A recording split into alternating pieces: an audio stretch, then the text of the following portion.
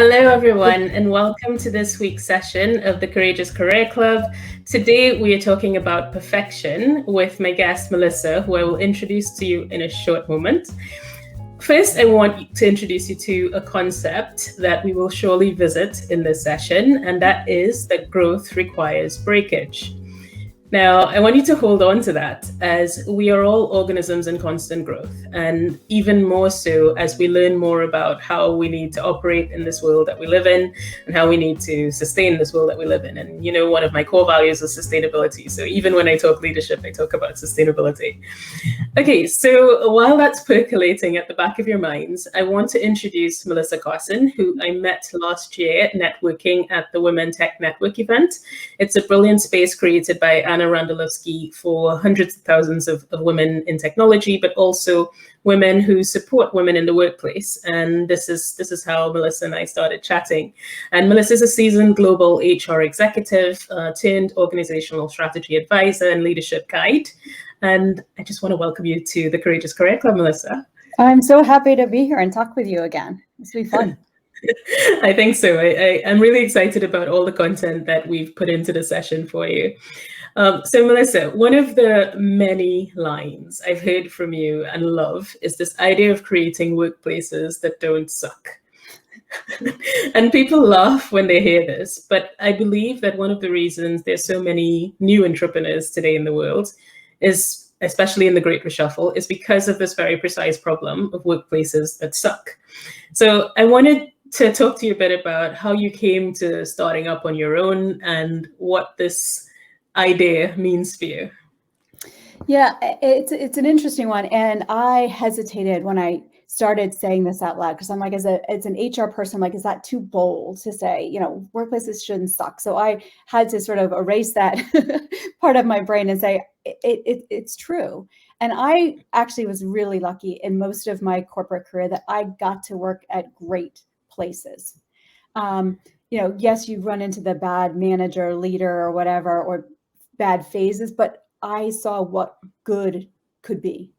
But I listened to friends and family and read some of the stuff that people are experiencing. And like, that's wrong. Like, it doesn't have to be that way. Yeah. Because all the research says if people enjoy what they do and the people that they work with and they feel challenged and they, have a good boss, they will do their best work. Absolutely. So it doesn't have to be, this top-down, rude behavior. You are a resource. You are not a human. Leave your work, personal life at home. Like, that's not necessary. And frankly, COVID changed the whole game on this. Absolutely. And so when you started out on your own, what were you thinking? How are you going to approach this challenge? Because I know that there are several approaches to this challenge.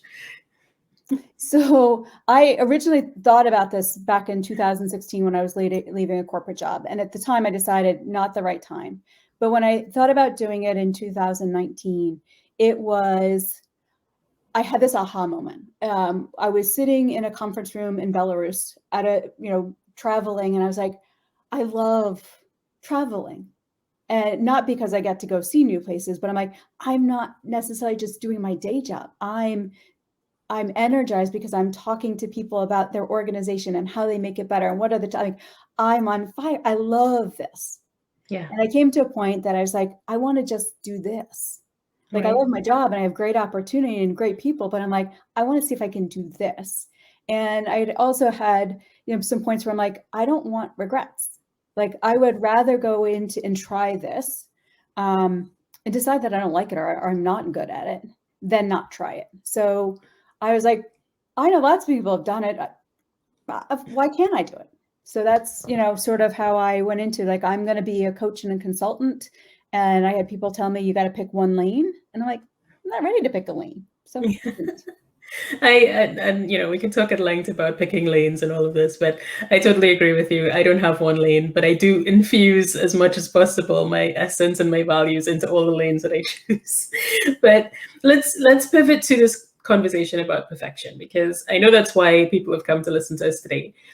And I want to talk about it from three contexts. So there are sort of three ways that we experience this perfectionist thing. through being a freelancer, because the context of a freelancer is someone who is in business for themselves and therefore has to rely on themselves completely, to being a startup with a team where innovation is really key, and how you bring innovation out within the context and parameters that we have and understanding we have about perfection. And then looking at larger organizations where expectations in general are extremely high about how they continue to perform. So there's sort of three lenses that we could tackle perfection. And maybe we can start from being a freelancer and your thoughts about it from that angle. Yeah, and we were talking a little bit about this before we got started around when you go out on your own, the bar of entry is that you know something that people might be willing to pay for or spend time on. But as a entrepreneur, that's only a really small piece of the job.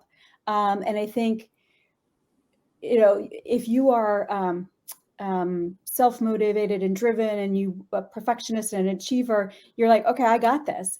And then all of a sudden you realize, okay, I've got to do all these things that I'm not really good at, or I've never done before, or really scare the hell out of me because maybe I'm not going to be good at it. And so I think that mindset of perfection gets in the way, because the reality is, if you're going out on your own and you haven't done parts of the job, whether it's the social media or the website design or the marketing or the business development or whatever part of it, you got to get curious and be willing to try it and fail, but fail fast, or realize at a certain point in time that you're not the expert on that. And from an ROI perspective, you should pay somebody who is, because if you're better at something, let somebody who's the expert do their thing, which is a really hard mindset thing, because you're like, I'm not making that much money. I shouldn't be paying because I have the time. I'm not that busy. I should do it. And I suffer this one a lot, because I also like to learn things first and try it before I hand it off. But I think it's realizing that being perfect in well, none of us are perfect and will ever be. And if we keep striving for that, I think that's the wrong choice. I would say strive to be the best version of yourself at all times, but be happy with who you are at the moment. So that's sort absolutely of entrepreneur. I mean, and I think you have to, it's a hard slog because you are by yourself. Yeah. So now we're at the point of bringing on board the team. So we're now having that small startup. How does perfection start getting in the way here? Yeah, I see this because all of us as individuals bring our set of experiences, our ways of working, our ways of thinking to us, which is great. It's that diversity of thought and experiences that drive innovation. That's awesome.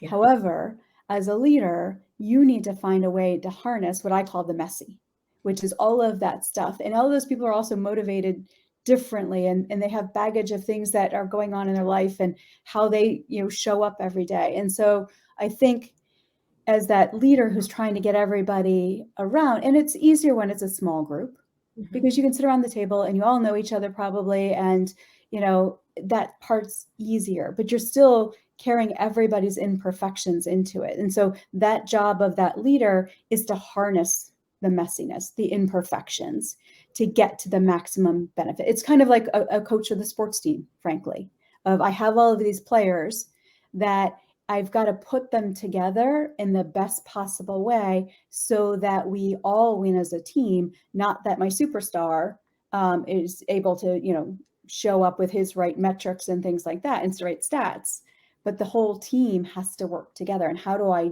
do that? How do I motivate that?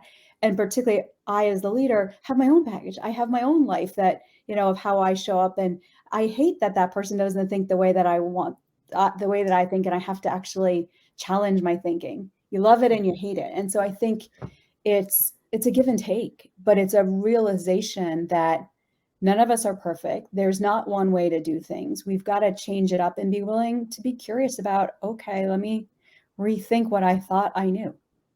So you've got some agreement from the audience. Thanks, Sharon. And okay, so I get that, and I think when you're building a small team and getting that stuff out there, one of the fears you probably have as well is that you're going to give away some of your own sort of unique USP and stuff like this, and that's one of the things I think that gets in the way of making all of this work and making it all come together. And there's a fear factor. There's a even an imposter syndrome factor of, can I really take this on? Can I really make this all work for everyone? I don't know what your thoughts are on that as well. Yeah, I mean, I think you definitely take the burden of people's livelihoods are, my responsibility. Like if we fail, particularly if people are putting skin in the game from a financial perspective, from an investment or not taking salaries, you feel the weight of the world. Yeah. On you. I'm not at that point in my business, but I'm like, I know people who are, you feel a lot of responsibility. And I think that also potentially takes you down a place where you do parts of the work that really aren't where you as the CEO or the director, whatever, should be spending your time. Yeah. But you feel obligated, or you don't want other people to feel like they're overworked. So it's finding that fine balance of, where do you add value? When do you roll up your sleeves and Yes. do the more administrative work that everybody in a small company has to do? But being conscious of, okay, am I doing those somewhat simpler things because they're easy, because I'm trying to avoid the harder things that I know that aren't my favorite thing or my sweet spot. But I think also be, as that leader, recognizing if this niche is not your sweet spot, or say doing your business development or doing your marketing, then find somebody who is. Be willing to admit that's not your sweet spot, and find a person who can be that person, or who is that person who's going to challenge your thinking if everybody else is saying yes. Yeah. You need that. Yeah. And now we're going to move into the big one. So organizations, big mammoth things that probably are slower to change, but need to. And how perfection gets in the way here. And I think it's more than perfection that gets in the way. It's probably a bit of legacy. It's a bit of the culture that has survived over time. What are your reflections on that in the work that you've done? Yeah, I mean, I think perfection shows up in a couple of ways. I mean, it usually shows up at the individual level, either the leader or the employee and sometimes an organizational culture contributes to it. So if that culture really makes you uncomfortable to fail, because people get fired, people get bad performance ratings. Like if you do anything wrong, then anybody who leans towards that perfection factor is going to feel like they're often stuck, or they're going to really worry and micromanage their team to make sure there is not a tiny error in anything. That in some organizations and some teams are like, okay, it doesn't really matter. Like, yes, you screwed up. Yes, you need to fix it. But there are some leaders in some organizations where that's not acceptable. And I'm not talking about careers where it's life and death, and a little error changes the trajectory of the world. But most of us aren't doing that kind of work. And so perfection at that leader level of what the environment they're creating for their team can be a challenge. I think the other piece that gets in the way, as you said, was, what's the historical way of working? A lot of times organizations will bring in new thinking, new sets of experiences because they want to evolve and change. But it's kind of like organ transplant. Often that's rejected because it's different and it's uncomfortable and it requires people to change their processes and ways of thinking. So sometimes it's really hard to create that change in the organization. But I think I've seen big organizations change, but it starts with, I think, a bottoms up and top down. I think there has to be a population of people who are hungry for something different, as well as a leadership, whether it's at the very top or whether it's midway or even at the team level, who's willing to say, yes, we can make this different. And I think today every organization is challenged because the game has changed. Like any organization that is telling you or saying, hey, we're going to go back to the way it was, is missing the boat. Yeah. I mean, anybody who does that is an organization that I don't want to be a part of, because realistically, they're saying the past, whatever, 19, 20 months at this point, we didn't learn anything that we should take forward. And frankly, most employees are saying, I want something different than I had. I want flexibility. I want my employer to care about me, like that my family is, been impacted by this. Like, the dynamics change. And so organizational leaders and organizations themselves have to evolve in some way. Yeah. And I don't think that's one way or the other. Like, it's, what did I learn and what do we need to go forward with our customers, our clients, our stakeholders to be successful?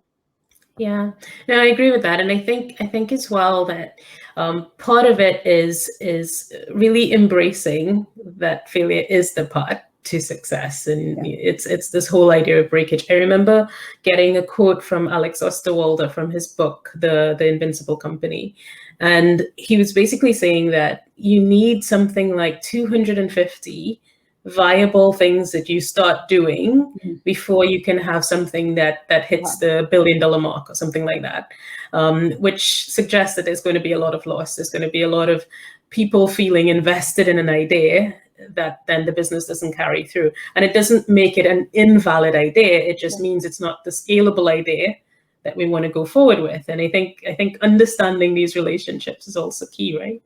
Yeah, and it made me a little bit of a tangent, but it made me think, like, it's those risks also that that where you might fail, but if you don't go at it, you will miss out. So, I just got, a letter saying, hey, I wasn't chosen to speak at something, which is a failure. And like, I want to get the, check the box that everybody, who I say I want to speak at their thing, that they want me.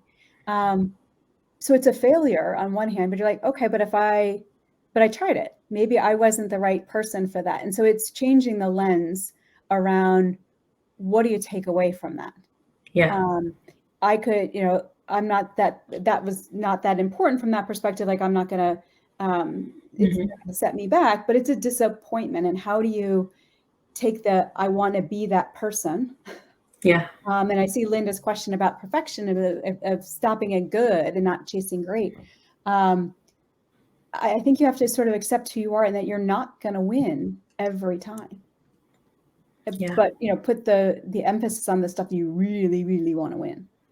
Yeah, absolutely. So I want to tap into this whole idea of acceptance and like your thoughts on it. Like, I remember once writing a piece on this whole topic of acceptance, and like, I think one of the key fundamentals is your decisions improve with wisdom.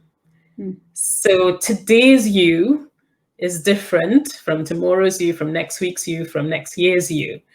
So you have to take it one day at a time.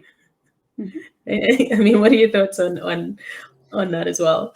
Well, yeah, and I mean, I thoroughly agree. Like, who you are today is different, because hopefully, actually, I say hopefully, because if you are that same person from week to week and year to year, then you aren't growing. Like, you are not stepping out of your comfort zone to learn something new or to meet somebody new. And so you're not getting that wisdom because you haven't done anything that would give you that growth and the wisdom. So, okay, well, I've tried this and that I didn't like it. It didn't work, et cetera. You're not gaining anything. And so I think it's valuing every lesson. And I think in this busy world, very few people are taking the time to pause at the end of the day, at the end of the week, to actually plan before a meeting, to say, okay, what just happened? Did I learn anything? Do I have anything to do from that? So that busyness factor also plays into that wisdom, or the feeling like you're always on the hamster wheel towards perfection, because you're never reflecting, okay, well, wait a second. I'm so far beyond where I was last year at this time, but you've never slowed down enough to actually realize that, you are making progress. You are growing. No, that's massive. I think that's so important. And then yeah, I guess the whole concept of failure is learning is the most essential thing that we could take forward. Like if I've learned anything about being an entrepreneur, it's that. I think this is one of the reasons I'd encourage anybody to start something small, even a side gig, just to experience this failure is learning concept, because we don't get the chance to fail in established organizations where you have set processes and set routines that actually came from those failures. Yeah. Exactly. And I think where we do see it in organizations more often is around just when you screw up somehow. Yeah. And I wrote about it today, and so many people face it, and I had my sucker punch failure at work years ago that I carried for a really long time, of like, holy cow, I am not perfect.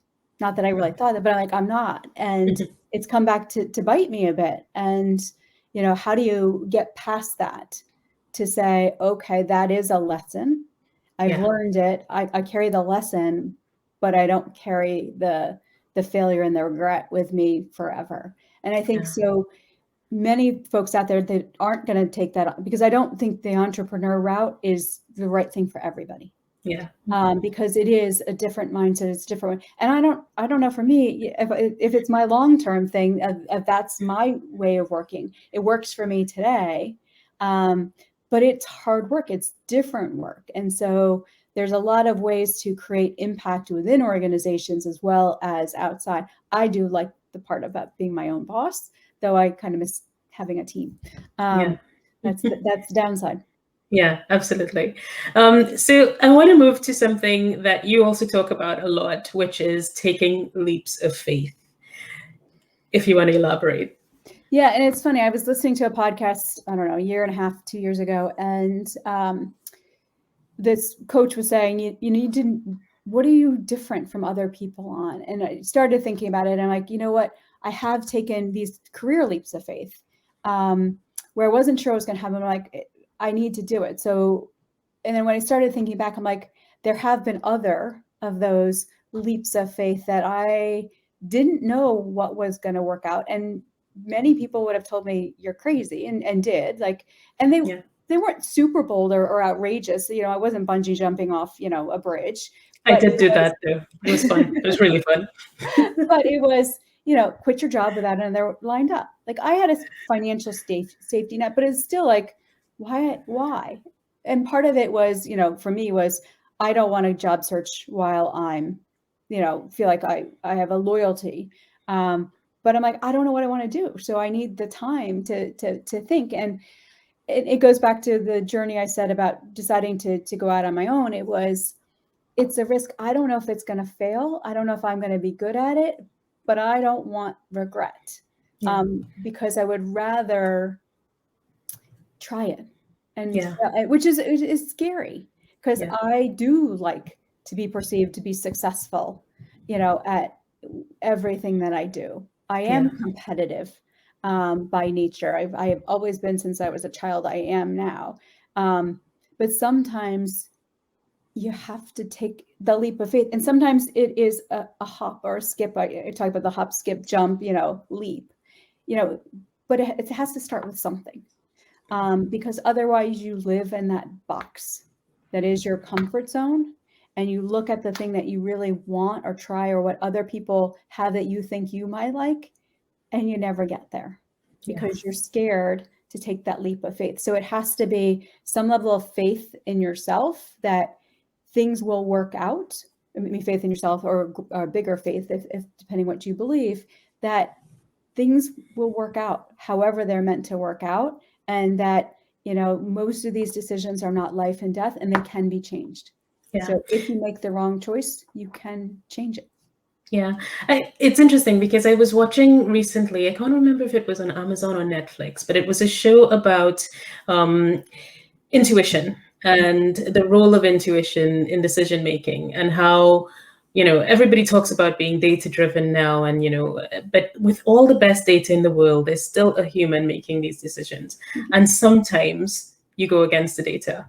And I guess the bit here is, how do we kind of connect this idea of taking a leap of faith with that sense of intuition. There's a sense of knowing that we haven't figured out how to map yet. So the science isn't 100% clear yet, but there's a lot of evidence. Like in the show, one of the examples that they gave was that when people have a stroke on the left side, I can't remember what side it is, but one of the sides, it's harder to come back from. It's harder to retrain the brain from, because there's a different sensation that's coming from people on the right side of the brain, that creative side of the brain. There's a sense of knowing that is beyond what sort of your logical side is able to understand. So your left side might not understand that you're missing a limb, for example, but your right side will feel lost. And I thought that was amazing, but we still don't understand how it all works. But there is something in taking a leap of faith and a jump and taking those decisions that comes from a sense of knowing. How do you kind of tap into that? I mean, I think that's a great question. And I believe we have, our gut tells us, you just have this feeling like, I need to do this. I'm scared to do this. I need to do this. And of being, not being willing to let that go. If that voice or that feeling, it continues to be there, I do think that's a sign. Now, I would also say, back to your points around the data, it's don't leap with no research. Like, do your homework. I know I didn't do as much homework as I probably could, but I don't think you actually know what you're getting into till you do it. I mean, I think about a job interview where somebody said, "Hey, do you understand a matrixed organization, what that means?" I'm like, "Of course I do. Like, I understand conceptually." And then I got there, I'm like, "Oh, that's what you mean by matrixed organization." And I think it's the same thing of going out on your own. I understand I need to do these things and create my business plan, and I know all that intellectually. Yes. But you have to have that gut hunger. I can be successful in trying something new. I do have something to offer. So it's a little bit of belief in yourself. Yeah. And then trusting your gut. And, some people don't trust their gut, and have to do the work to figure out why. Yeah. Is it because you've really made bad decisions all your life, or just mostly because people are telling you that, you shouldn't? But this brings me to the last question I'm going to ask you today, and that's around coming up with this idea of a board of directors for your life and for your business, right? So not necessarily to hire them in, but as you're making these important changes, having a panel of people who you can sort of talk to. And you really brought this to life for me last year when you mentioned that you were doing this. And I'd like to understand how you go about choosing the members of that board, because we talk about, we can't necessarily trust our friends and family to tell us what we really need to hear. Right? So how do you go about getting that board together? Yeah, and I think in some ways, some people might say it's the community of mentors that are out there. But for me, and I don't remember where I read it first, of having your personal board of directors, but it was not my unique idea. But started to think about who are the people that, it's back to creating a team. It's who's going to give you the diversity of thinking. So who are going to be the people that either bring a set of expertises that you need because you're not good or comfortable in it, or they're bringing a network. They're going to be the champion of some of the things that you do, that they inherently believe in where you're going. And then some that are going to be that voice that you need to hear. Like, I don't think it's a great idea. And be honest with you, and that you will be willing to listen to. So it's very similar to what you would think about from an external, or nonprofit or corporate. Like, you want a mix of people who are smart in the areas that they're smart in, that are willing to use their voice to express their opinions. They understand the strategy of you, the person, the company, the CEO, whatever you're the CEO of your life or your business or whatever, understand that strategy and want to see you succeed. Yeah. And that sometimes is the hard messages, and sometimes that's the rah-rah, and sometimes it's engaging their network. And I used a part of my board last winter. I was contemplating, I saw this internal job opportunity. And I was like, oh, it's showing up. It's exactly kind of what I think I want to do. Is it showing up because it's a sign? Like, is that why I'm seeing it right now? Why it's in front of me? And I can get swayed to think about that. And through the conversation, it was like, one of the great questions that was asked was, okay, if you go do this for 2 years, what's after that? I'm like, well, then I'm probably going to go back to doing what I'm doing right now. And like, okay, so will that experience make you more successful in your business in 2 years if you go do it? And I couldn't say that for what I wanted to do or what I thought I wanted to do at that time, that I really needed that experience. Mm-hmm. And so I said, okay, then I am still in the right place right now. Yeah.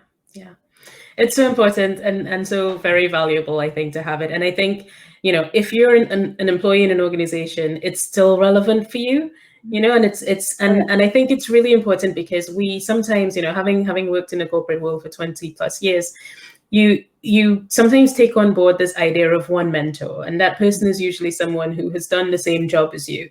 And there's value in that. There's value in having someone who's walked this road before. But there's also tremendous value, especially today, as things become more complex, VUCA, as they say.